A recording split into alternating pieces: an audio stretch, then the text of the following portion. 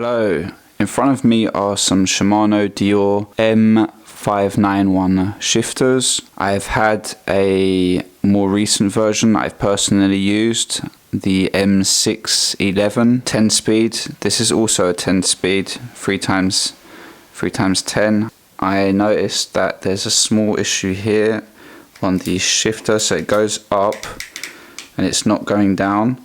I think it might be just simply from the dial that's stuck here somewhere. So I'm going to open it up and we're going to give it grease if it needs greasing or not. These are fairly solid shifters. The ones I used for like maybe 2 years were really good. So let's open it up and get cracking. And undo this, and I think there might be a third one underneath here somewhere. Which one does this normally? Yeah. So there's another one right here. Looks like it's still greased. Put that on the side. Four screws to undo. Right. Should be that one. You need to remove this as well to be able to get this plastic cover off. Done. And there you go. Close that off. Yeah, this is like the newer shifters in that they're not very easy to work on. Right, well, straight to the point on these. They're not made to be really worked on. If you do want to work on these, you would need to remove these bolts and the nut that's located on both sides of the interior of the shifter that holds the different layers of the shifter itself, so the spring and the gears and the arms.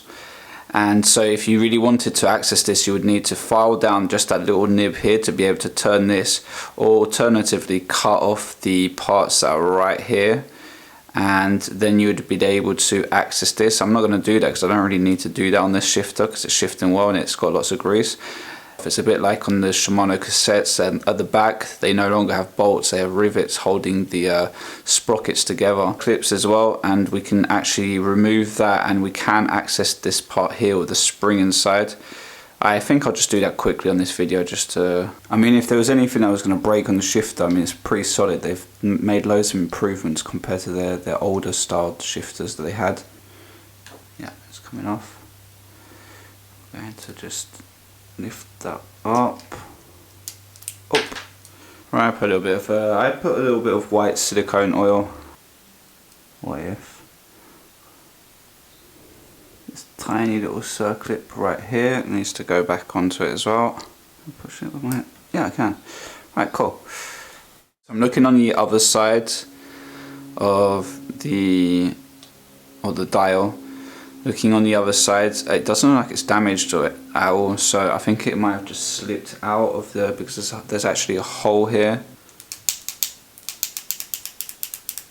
Yeah, so I put it on the wrong side. It's because you need to make sure also when you're doing this to shift it into the right position.